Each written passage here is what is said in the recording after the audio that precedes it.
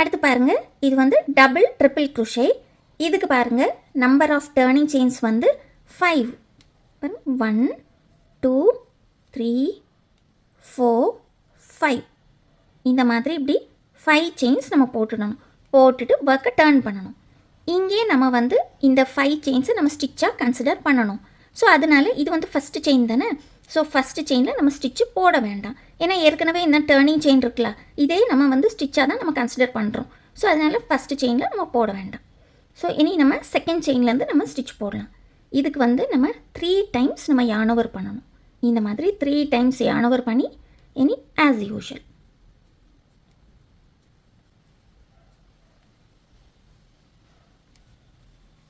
இது double triple குரோஷேக்கு.